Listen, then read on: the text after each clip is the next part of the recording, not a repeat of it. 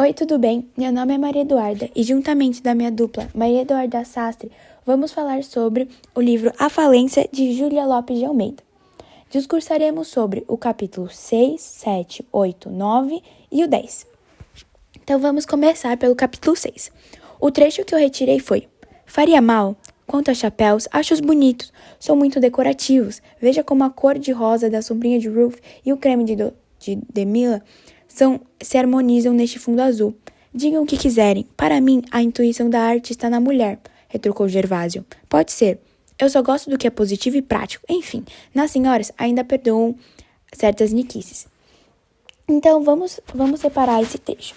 No começo, o senhor discursa que ele acha muito bonito, só que eles são muito decorativos. Então, ele dá a entender, pra que tentar tanto?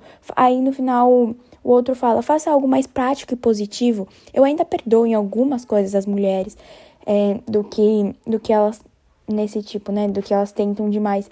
Então, a gente pode perceber desde aquela época, muito mais, né, e levando até hoje, atualmente, nunca é o suficiente que a mulher faça. Ou ela faz muito, ou ela faz pouco. E quando é patronizado um normal, sabe, podemos dizer um meio termo, não é um padrão que todo mundo pode seguir. Então, por exemplo, tem uma trend no TikTok que fala assim, no makeup look. Porque ela falava assim, nossa, o que as pessoas, elas consideram que tem maquiagem e o que não tem maquiagem. Então, um rosto sem maquiagem é um rosto que acabou de acordar, é natural. Muitas vezes é um mais pálido. As suas bochechas não estão rosadas, sua boca não está rosada. O seu olho pode ser um pouquinho mais fechadinho. Então, não tem. Só que aí, o que é considerado saudável, natural para muitas pessoas e o que é posto na mídia como, no filter, ou, sem maquiagem, ou um dia no parque, por exemplo, é uma pessoa com um rosto mais corado, rosado, muitas vezes colocando filtro nelas mesmas. Então, fica esse questionamento de que nunca tá bom e que quando tá bom, entre aspas, ele não é um nível alcançável. Já no capítulo 7, o trecho escolhido foi: se o Mário fosse um homem, se tivesse jeito e coragem para aquela vida, com que satisfação ele o sentaria no seu lugar e lhe mostraria o caminho já feito, fácil de percorrer. Fora bem castigado o seu desejo de ter um filho, não pelo filho, mas pelo orgulho da continuação daquela casa que levaria o seu nome e outras gerações. Viera o filho e voltava as costas à fortuna. Então, separando um pouco esse trecho, a gente pode perceber que é nesse capítulo, metade praticamente do livro, que começa a falência, né? Que é o nome do livro. Então, ele gera tudo isso pela acomodação do dono de toda essa fortuna e pelo seu filho ele não continuar o legado de seu pai, né? Então, ele volta, como ele fala, volta as costas à fortuna e tudo isso, a casa, né, o seu legado vai ter que passar a mãos estranhas ou vai ter que morrer com o próprio. Então, ele também tem essa acomodação ele se acomoda, então ele não quer mais levar riscos. Então, fica ele leva, né, tudo isso, essa fortuna, novamente dizendo, de uma forma muito arcaica. Então, ela fica parada no passado. E isso que gera o desenrolar.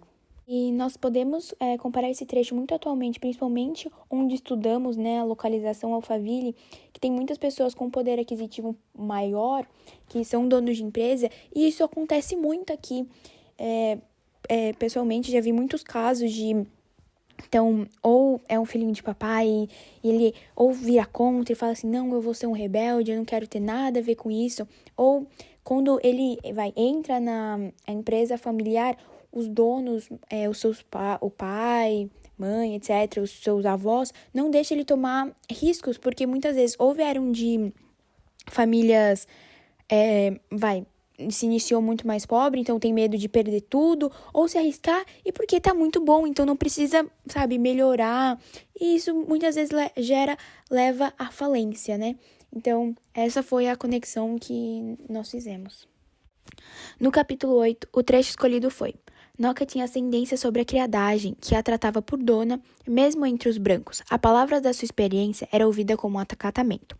Ela era mulher desembaraçada, a doceira dos grandes dias de festa, a única das engomadeiras capaz de satisfazer as impertinências do dono da casa. Ninguém sabia como a Noca preparar um remédio, um suadouro, nem dar uma escalda a pé sinapseado, nem tão bem escolher o peixe, preparar um pudim ou vestir uma criança. Então, a importância desse trecho, tanto no desenrolar da história, como o questionamento mesmo para a nossa sociedade, para o nosso trabalho, que eu achei muito importante, foi que ela é colocada como uma peça indispensável, né? Então, todos da família e do local, nesse trecho mesmo explicando, ela é indispensável para todos os momentos, para fazer pudim, para trocar criança, para lavar, para secar, para fazer tudo. E ela era colocada como, sabe quando uma empregada doméstica, uma papá, ela já faz parte da família, só que ela não pode se alimentar no mesmo local, muitas vezes ela não pode beber nem do mesmo copo, como a gente já viu, pelo menos, né, em vários locais nas redes sociais, quando acontece testemunhos, né, principalmente dessas mulheres. Então, ela é parte da família, mas ela não faz parte, ela é paga para estar lá, ela serve a todos, ela digamos assim, não tem um momento de paz. Podemos falar, é o trabalho dela, mas a que ponto passa a linha da criadagem ou do trabalho para, querendo dizer, sabe, a escravidão, sabe? Ela ser escravizada, né? Não a escravidão, ela ser uma pessoa, uma mulher escravizada, não pela as suas condições que elas está tendo lá, que trabalha 24 horas por dia, muitas vezes ela dormia lá e fazia todas as coisas. E ela é colocada também, é muito engraçado, não engraçado, mas é muito interessante quando você quer deixar principalmente, proletariados, né? Em um local só, você fala assim, você tem que ser o melhor nisso possível. Se você tá fazendo isso, você tem que ser o melhor nisso. Você não vai poder sonhar para fazer outras coisas. E sim, você tem que ser o melhor que você pode, dar o seu melhor, dar a sua vida, viver para esse trabalho, porque você vai ser o melhor e você vai ser recompensado. Mas muitas vezes você não era recompensado e ficava, né, isso na sua cabeça. Então, é uma coisa mais difícil de entender. E isso acontece até hoje, né? Tipo, a babá, que nem eu já dei os outros exemplos. No capítulo 9, Francisco decide tomar uma atitude em relação ao constante atraso de Mário para o jantar. Ele estava cansado das desculpas do jovem e decidiu que era hora de ensiná-lo uma lição sobre responsabilidade e pontualidade. Aquela noite o céu estava nublado, com chuva fina, mas o Francisco não se importou e ele fez o Mário esperar lá de fora na chuva, enquanto ele comia. A intenção dele era clara: ensinar ao Mário que chegar na hora certa e cumprir suas responsabilidades eram valores importantes na vida de uma pessoa do bem. No fim, Nina, que está ciente das intenções de Francisco, decidiu desobedecer às ordens de seu primo. Ela levantou, abriu a porta e aí o Mário pôde sentar na mesa para comer. Nessa reviravolta da história, isso adiciona complexidade aos personagens e deixa espaço para futuros desenvolvimentos nas relações entre Francisco, Mário e Nina. O capítulo 9 serve como um ponto de virada na narrativa, destacando os conflitos e as dinâmicas familiares que estão no centro da história. No capítulo 10, a história entra em um debate entre fé e ciência, que é representado através do diálogo entre o Dr. Gervásio e a tia Joana. E nessa conversa eles discutem crenças, práticas pessoais, e eles revelam perspectivas contrastantes sobre o significado da vida e etc. Eu vou ler o trecho. Olha. Aposto em como o doutor também reza todas as noites. Aos meus deuses? Respondeu ele com toda a calma. Por que não? Como se chamam seus deuses? Camões, Dante, Shakespeare. Nunca adormeço sem ter lido algum poeta, e de alguns recito mentalmente versos divinos. E a razão por que me explico ter tão belos sonhos, visto que este feio homem que aqui está, excelentíssima, tem sonhos que perfumariam a existência da mais formosa das mulheres. Ontem li Dante. Estive no inferno, doutora Joana. Que inferno belíssimo. Vá trazendo para cá essas ideias. Descanse, essa religião não se ensina, é para iniciados. A senhora já ouviu falar em Byron? Fim do trecho. Enfim, A conversa, como vocês podem ver, começa com a tia Joana. Ela questiona o Dr. Gervásio se ele reza todas as noites. E ele responde que ele reza para os próprios deuses, que são Shakespeare, Dante, Camões. Ele menciona a forma de oração, que envolve ler, poesia e recitar versos que ele considera divinos.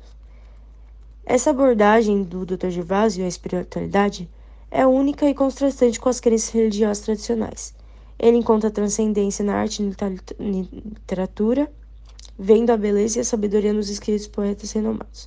Sua afirmação de que esses versos levam a ter belos sonhos sugere que ele encontra um tipo de paz interior e entendimento espiritual por meio de uma busca literária. E esse diálogo entre os dois mostra a riqueza da diversidade de crenças e perspectivas sobre a espiritualidade, busca de significado pela vida. Enquanto a tia Joana representa uma visão mais tradicional de fé, assim, o Dr. Gervásio representa uma abordagem mais eclética, encontrando espiritualidade e significado na arte, na literatura. Essa discussão também sugere que a busca por transcendência pode assumir muitas formas diferentes, dependendo das crenças e experiências individuais. Então, eles meio que dizem que cada um tem sua fé de acordo com aquilo que é vivido.